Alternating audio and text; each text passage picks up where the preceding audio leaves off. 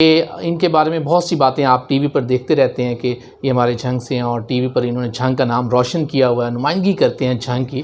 तो मैंने prime minister Pakistan उस वक्त अनाउंस हो चुके थे लेकिन बने नहीं थे, तो मैंने कहा मैं आपको 5 मिनट में कॉल करता हूँ। मैंने कॉल बैक की और प्राइम मिनिस्टर पाकिस्तान से मेरी बात हुई।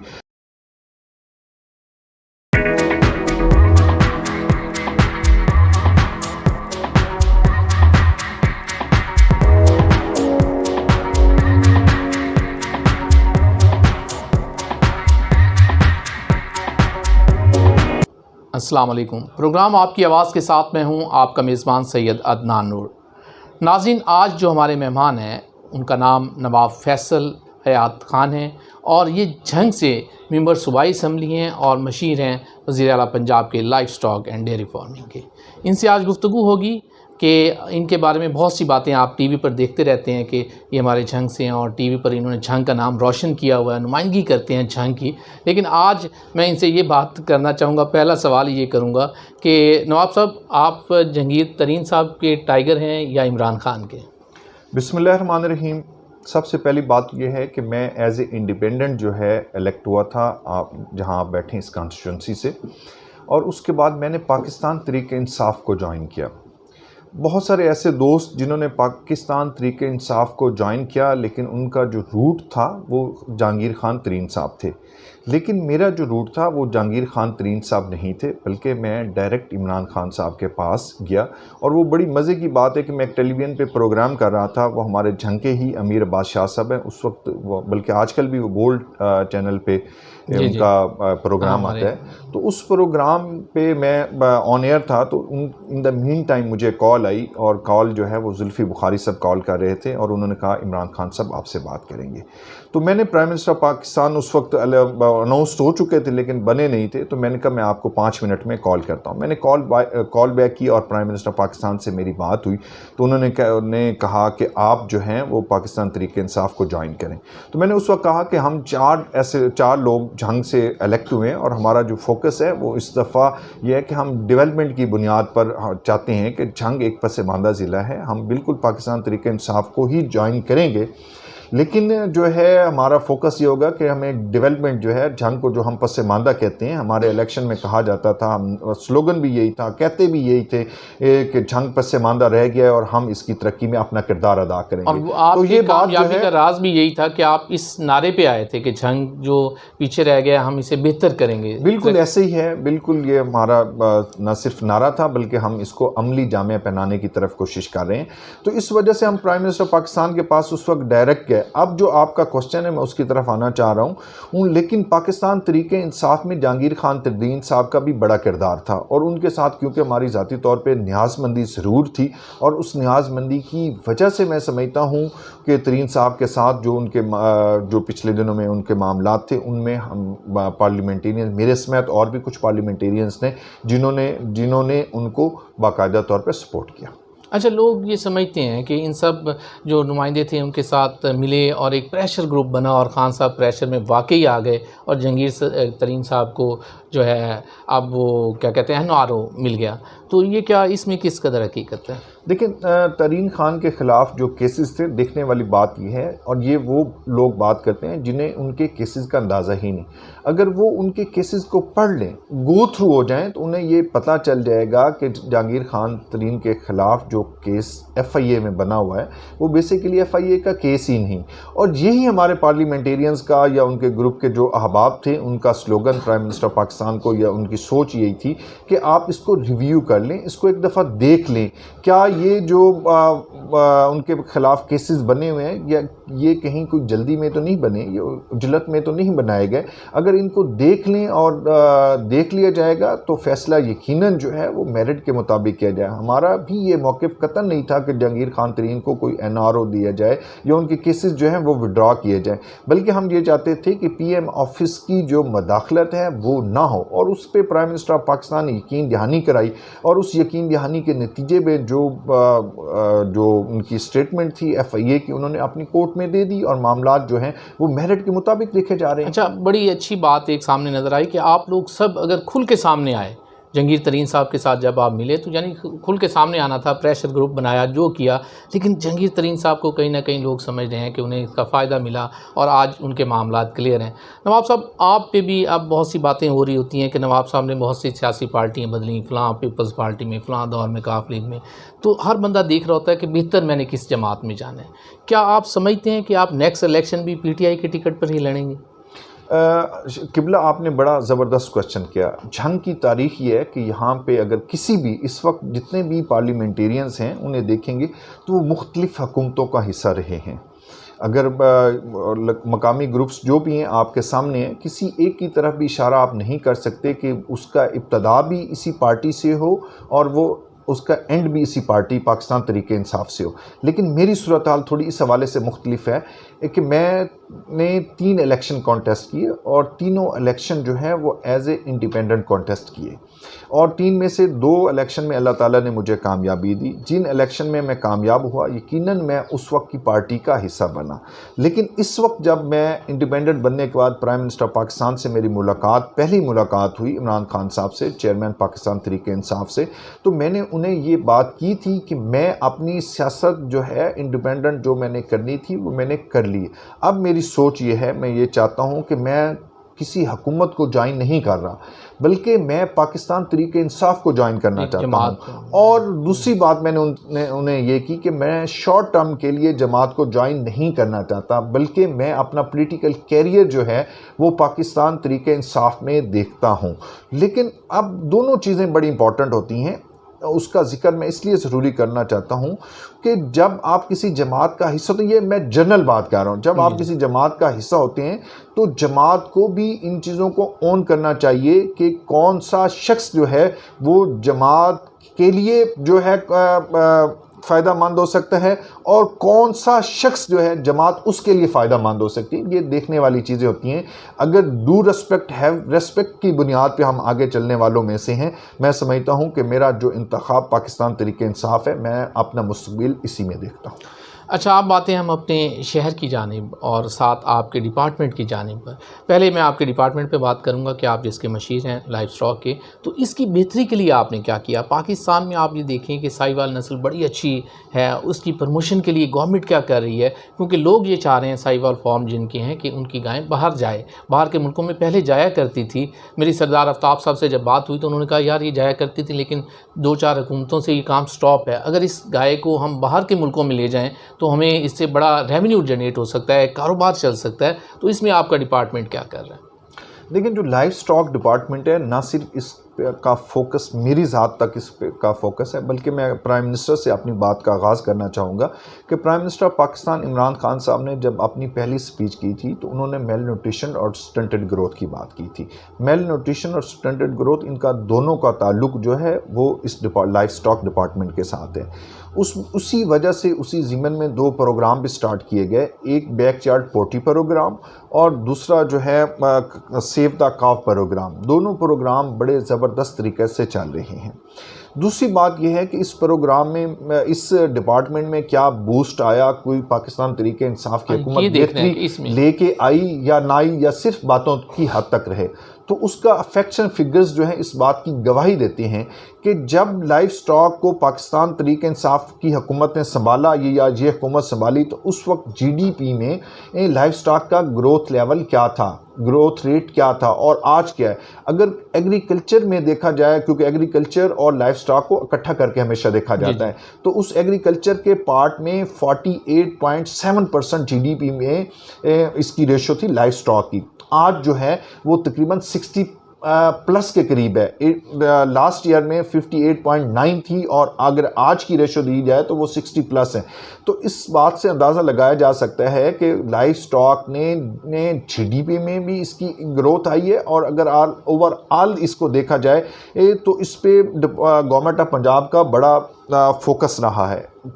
आपने बात की कि जानवर जो है, हमारी जो साहिवाल गाय है, इसमें कोई शक वाली बात नहीं कि ये बहुत ही ज़बरदस्त जो है पाकिस्तान में साहिवाल नस्ल की गाय जो है और दुनिया में इसका एक अपना मकाम है। यही वजह है कि पाकिस्तान गवर्नमेंट ऑफ पंजाब ने 2018 में एक बेफलो इंटरनेशनल बेफलो कॉन्फ्रेंस करवाई, अगर आपकी नज़र से गुजरी हो, और उसकी मेज़बानी जो है वो पाकिस्तान और हुकूमत पंजाब ने की। और उसमें जो हमारी भैंस है, उस हमारी भैंस जो है बेफलो जो है, उसको हम ब्लैक गोल्ड कहते हैं।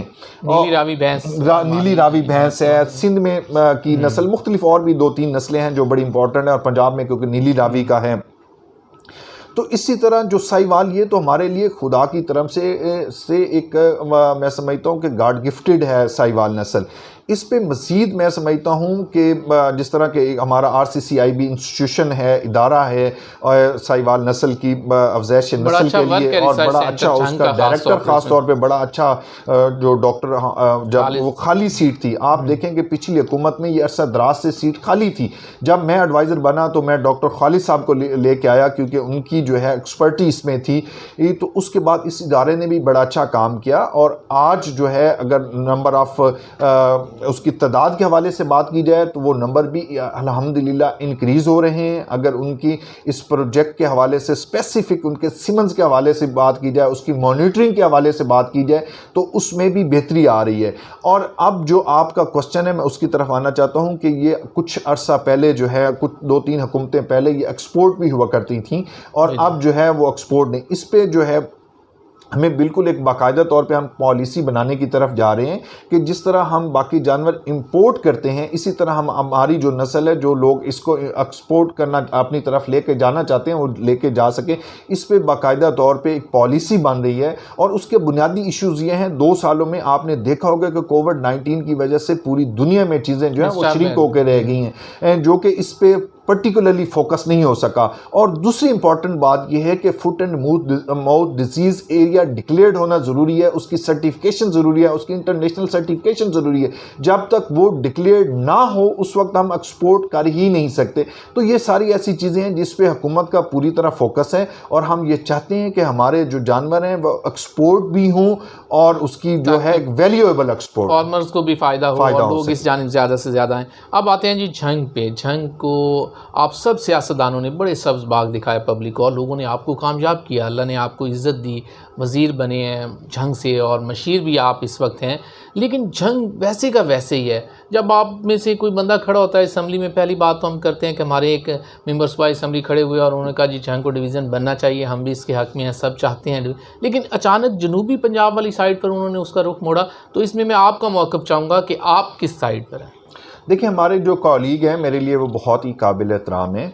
उन्होंने ख़ास तौर पर जो बात की जनूबी पंजाब में झंग को शामिल करने, और उसके साथ वो कहते हैं कि अगर इसको डिवीज़न बना दिया जाए और जनूबी पंजाब में शामिल किया जाए तो हम होने के लिए तैयार हैं।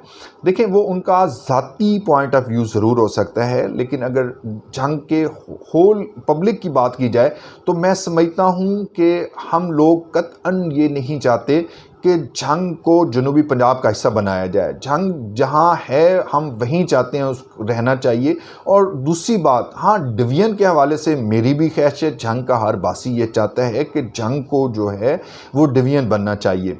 उसके लिए एक पूरी डिबेट की ज़रूरत है, साथ बाकी डिस्ट्रिक्ट्स की जो है वो हमायत की भी ज़रूरत है। एक स्टेज थी कि हमने कुछ डिस्ट्रिक्ट से शुरू में उनके पार्लियामेंटेरियन से भी साइन भी करवाए कि इसको डिवीज़न के लिए, डिवीज़न बनने के लिए आप इसमें शामिल हों। तो वो उस पर हम सब लोग मेहनत ज़रूर कर रहे हैं, इसमें कोई शक वाली बात नहीं। लेकिन उसका रिज़ल्ट जो है अगर शॉर्ट टर्म देखा जाए तो मैं तो पूरी उम्मीद हूँ, लेकिन कुछ चीज़ें ऐसी उसमें रुकावट ज़रूर हैं जो कि इट विल टेक टाइम। अब आपने बात की डेवलपमेंट के हवाले से, हम बिल्कुल इसमें कोई शक वाली बात नहीं कि झंग जो ज़िला है इसकी डेवलपमेंट जो है वो यहाँ के पार्लियामेंटेरियंस की ज़िम्मेदारी है।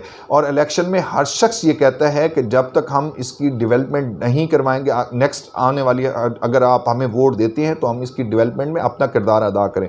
तो अगर आप पिछली हुकूमतों का और इस हुकूमत में 3 साल अभी गुजरे कंपैरिजन करेंगे तो आपको चीज़ें बेहतर होने की तरफ नज़र आएंगी। नवाब साहब, बात आप अपनी जगह पे ठीक कर रहे हैं। आज मैं आपके इलाके में रहा, मैंने देखा कि आप सड़कें बन रही हैं, सोलिंग बन रहे हैं, नालियाँ बन रही हैं, लेकिन जब बात आती है हमारे शहर झंग की, तो झंग के लिए आप लोग क्या करें अपने बुनियादी तौर पर अपने शहर में तब्दीली के लिए? ये गलियाँ नालियाँ इलाकाई सियासत है, तो आप सब लोग जो अवामी नुमाइंदे हमारे मुंतखब हुए हैं, हमें ये बताएँ कि झंग के लिए आपके पास क्या है?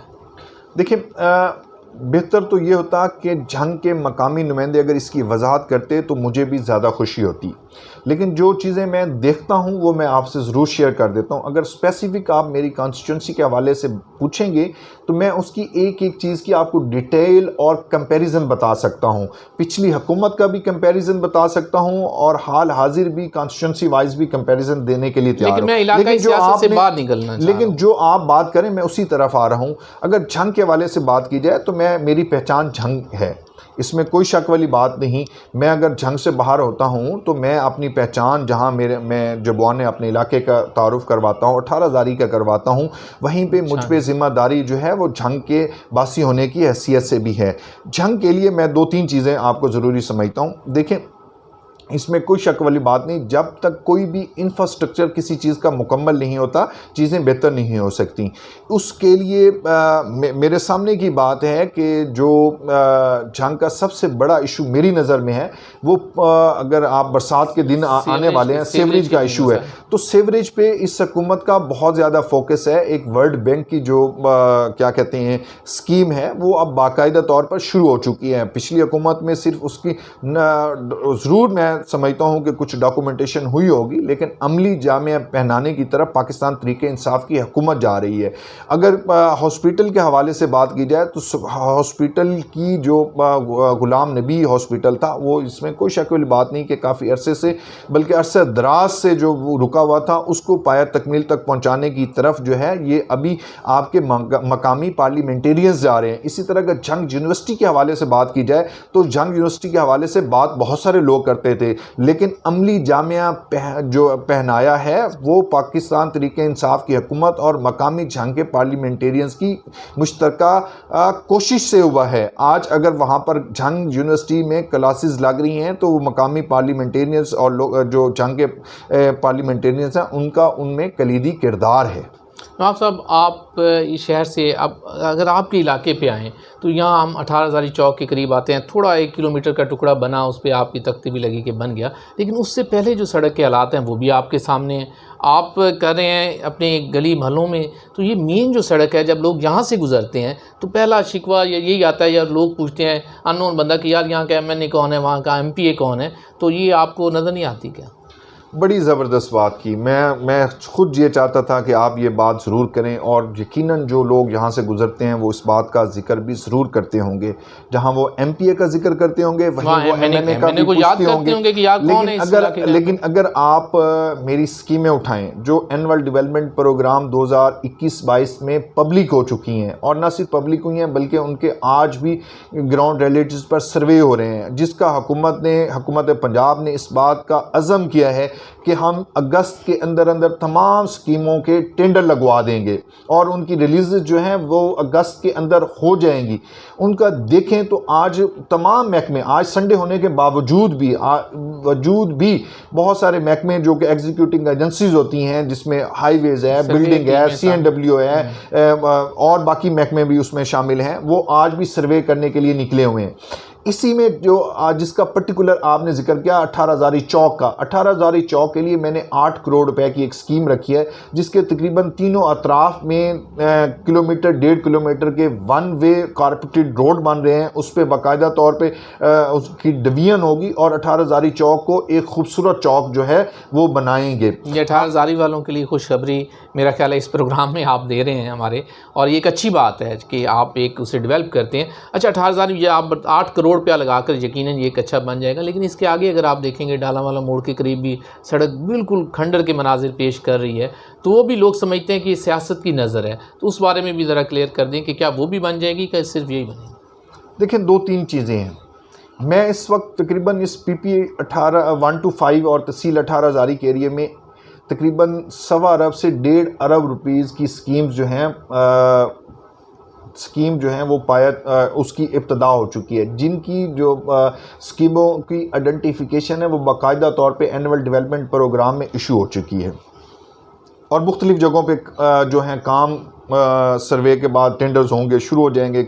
बाज़ की एलोकेशन जो है, मेरे अगर इस साल की एलोकेशन देखी जाए जो कि एनुअल डेवलपमेंट प्रोग्राम है, वो तकरीबन 50 करोड़ से ज़्यादा रुपीज़ की जो है एलोकेशन जो इस साल की है। बाकी कुछ नेक्स्ट ईयर, जिस तरह गवर्नमेंट, मैं कोट शाकर में एक डिग्री कॉलेज बनवा रहा हूँ, उसकी एलोकेशन 50% के करीब है। इसी तरह जो बेसिक हेल्थ यूनिट की बात की जाए, 2 बेसिक हेल्थ यूनिट जो है माड़ीशा सकीरा में और जबवाना को मैं अपग्रेड करवा रहा हूँ, उसकी रीवैम्पिंग करवा रहा हूँ, तो उसकी 100% एलोकेशन है। अब आपने जो बात की रोड की, मैं थोड़ा सा उसका बैकग्राउंड बता देता हूँ।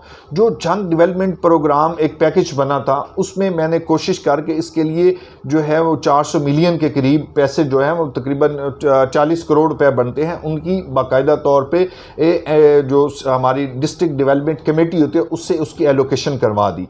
मैं अब इस प्रोग्राम, आपके प्रोग्राम के हवाले से ज़्यादा डिटेल में नहीं जाता, लेकिन ये बताना चाहता हूँ कि कुछ लोगों को इस बात की तकलीफ़ हुई और उस तकलीफ़ की वजह से उनका फोकस था कि इसको इंडिविजुअल कैपेसिटी में लेकर जाया जाए। जब इंडिविजुअल कैपेसिटी में पैसे तकसीम हो गए तो उसके बाद जो है यकीनन ये 1 अरब के रुपीज़ की ये तकरीबन टोटल स्कीम थी और 40 करोड़ की मैं एलोकेशन करवा रहा था, तो हमें उसमें मिले ही दूसरा को 90 करोड़ के करीब पैसे। तो जब 90 करोड़ और वो तमाम MPA MNAs को मिले, सिर्फ मुझे नहीं, उसमें हमारे MNA साहब भी शामिल हैं, मैं भी शामिल हूँ, और वहाँ पर मैंने कोशिश की कि 50% अगर MNA साहब दे देते हैं, मैंने DC साहब को मुखातिब होकर ये बात की, तो मैं 50% पैसे मैं देता हूं और ये पाया तकमील तक पहुंच जाएगी और ये हमारे हलके की एक जो है वो क्या कहते हैं फ्लैगशिप प्रोग्राम हो जाएगा, एक अच्छा जो है प्रोजेक्ट आ जाएगा जिससे सब लोगों को फ़ायदा हो। बहरहाल वो हर बंदे की इंडिविजुअल कैपेसिटी में इत्तफाक ना हो सका। उस इत्तफाक ना होने के बावजूद मैं चीफ मिनिस्टर पंजाब के पास गया, मैंने उन्हें रिक्वेस्ट की कि अगर इसकी 1 अरब नहीं भी तो आप इसको M&R में डलवाएं और ताकि जो है ये बन सके। वो मैं अपने तौर पे उसकी कोशिश कर रहा हूं और इंशाल्लाह पाया तकमील तक भी पहुंचेगी। इन द मीन टाइम मुझे मौका मिल गया प्राइम मिनिस्टर पाकिस्तान को 21 को मैं प्राइम मिनिस्टर पाकिस्तान से मेरी मुलाकात हुई और उस मुलाकात में मैंने जो रिक्वेस्ट की और उन्हें रिक्वेस्ट की कि इस सड़क के हवाले से, जिसके बाद जो लेटर है, सिर्फ मैं बात नहीं करूँगा, उसका अगर मैं आपको शेयर कर दूँगा, आप लेटर जो हैं वो भी आपने जो आपके समात करने वाले ऑडियंस हैं उनको सुनवा सकते हैं, जो आपके वीडियो देखने वाले लोग हैं उनको आप बिल्कुल दिखाइएगा कि वो प्रोग्राम वो लेटर बाकायदा तौर पर इशू हुआ। और उस लेटर सिर्फ इशू नहीं हुआ बल्कि उस लेटर के अगेंस्ट जो है वो सर्वे के लिए पाक WD जो हमारा महकमा है, फेडरल गवर्नमेंट का महकमा है, उनके सर्वेयर्स आए, उनके SDOs आए और उन्होंने बाकायदा तौर पे इसका भी सर्वे किया। और सर्वे में 2 तरह के मैंने उन्हें कोशिश की। इलाके के लोगों को, सॉरी आपकी बात काटी, कि उम्मीद रखनी चाहिए कि आपके दौर में ये सड़क बन जाएगी। 100% उम्मीद रखनी चाहिए, सिर्फ उम्मीद नहीं रखनी चाहिए, 100% उम्मीद रखनी चाहिए।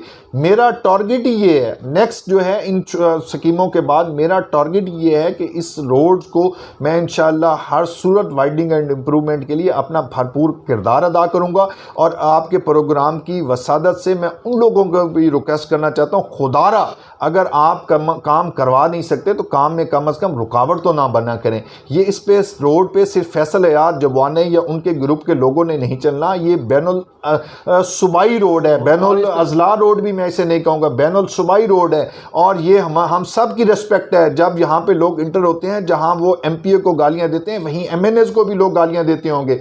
अब जब रोड ये बन जाएगी, जहाँ MPA को दुआ लोग देंगे तो वहीं MNAs को भी दुआ मिलेगी और इसमें बाकी लोगों का भी जो किरदार होगा उनको भी इसका फ़ायदा होगा। तो खुदारा जो है कामों में रुकावट बनने की, अगर फ़ायदा नहीं दे सकते, साथ नहीं आ सकते, आपकी अगर कोई इस तरह की ईगो ना है तो कम से कम उसमें रुकावट ना बना करें। ये आपका इलाका है, आप यहाँ से जो है मुंतखब हुए हैं। आपने बड़ी अच्छी बात की कि जब मिलजुल कर चलेंगे फिर इलाका तरक्की करेगा। मैंने अपनी साइड पे चलेगा, MP अपनी साइड पे चल रहे होंगे तो फिर इलाके तरक्की नहीं करते, डेवलपमेंट नहीं हो पाएगी, रुकावटें पैदा होंगी। नवाब साहब की बात बिल्कुल ठीक है। नवाब साहब, यहाँ आपको कमी तो फील होती होगी कि नवाब आपने जो इलेक्शन शुरू किया आज़ाद हैसियत से लड़ने, तो मखदूम फैसल साले हयात साहब के साथ आप लड़ रहे थे तो वो कामयाब नहीं हो सके, लेकिन क्योंकि आपका ग्रुप दूसरा था तो इस वजह से आपको वो कमी कहीं फ़ील हो रही है तरक्याती कामों में रुकावट की। देखो, जहाँ MPMNAs की आपस में कोऑर्डिनेशन होती है वहाँ पे चीज़ें जो हैं वो बेहतर सिमत में जाती हैं। जहाँ MPMNAs का आपस में इख्तलाफ होता है वहाँ चीज़ों में रुकावटें पैदा होती हैं। मुझे बिल्कुल इस बात का एहसास है और मैं ये बात समझता हूँ कि अगर MPMNAs की कोऑर्डिनेशन बेहतर हो तो उसका लोगों को फ़ायदा होता है। और यही वजह है कि मैं हर जगह पर कहता हूँ कि इलेक्शन हर बंदा अपनी कैपेसिटी में भला लड़े।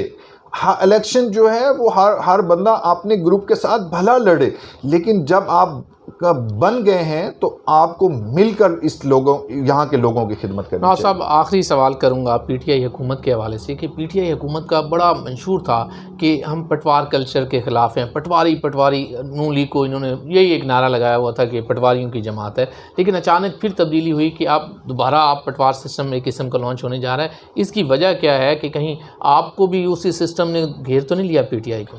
देखिए, पटवार या पटवारी कल्चर एक सोच का नाम है। वो सिर्फ पटवारी ही नहीं होता। जो पटवार की सोच है, जो मेंटेलिटी है, वो किसी भी, मैं समझता हूँ, शख्स में भी हो सकती है, क्योंकि पटवारियों ने अपने आप को बदनाम इतना कर लिया था। उनकी इस बदनामी की वजह से जो है वो एक कल्चर डेवलप हो गया और उसकी लोग जो हैं वो मिसालें देनी शुरू हो गई। जो आपने बात की कि आप भी पटवारी भर्ती करने के चले जाते हैं, देखिए, पटवार के बगैर जो है महकमा माल का सिस्टम चल नहीं सकता। पटवार के बगैर जो है चीज़ें, कुछ रिकॉर्ड जो है वो बाकायदा तौर पर मेंटेन नहीं हो सकता मैनुअली। हम जो पटवारी भर्ती करने की तरफ जा रहे हैं वो प्योरली मेरिट की बुनियाद पर पटवारी भर्ती होने की तरफ जा रहे हैं। उनका बाकायदा तौर पर टेस्ट होगा और जो टेस्ट क्वालिफाई करेगा वही जो है वह एलिजिबल होगा इंटरव्यू में जाने के लिए। और प्योरली मेरिट की बुनियाद पर जब पटवारी भर्ती होंगे तो वो यकीनन अपने डिपार्टमेंट के मुताबिक काम करेंगे। अगर जो है पटवारी सिफारिश की बुनियाद पर भर्ती हो तो फिर यकीनन पुरानी सोच जो है वो डेवलप होगी। आपके कहने का मकसद है कि इसमें सियासत, रिश्वत दोनों इन्वॉल्वमेंट नहीं होगी? बिल्कुल नहीं है। और अगर हो जाए तो? अगर होगी तो वो अपना खुमियाजा भुगतेंगे। अगर आप इसकी कोई निशानदेही करेंगे तो इस प्रोजेक्ट या प्रोग्राम को जो है बहुत ही हमारे अच्छे ऑफिसर हैं 22 ग्रेड के बाबर तारड़ साहब जो SMBR हैं, उन्होंने बाकायदा तौर पे प्रेजेंटेशन दी कि अगर कोई यहाँ पे किसी भी इस हवाले से कोई इस शिकायत करता है तो ना तो मैं उस अफसर को छोड़ूंगा बल्कि उसको जो है सज़ा जो है उसकी पाया तकमील तक पहुँचाऊंगा। बहुत शुक्रिया नवाज़ साहब, आपने अपने कीमती वक्त में से हमारी जो हमें टाइम दिया और हमारी वो बातें सुनी जो शायद हर बंदा नहीं सुनना चाह रहा होता। इसके साथ ही अपने मेज़बान सैयद अदनान नूर को नाज़रीन इजाज़त दीजिएगा। अगले किसी प्रोग्राम में फिर आपके साथ मुलाकात होगी। अल्लाह निगहबान।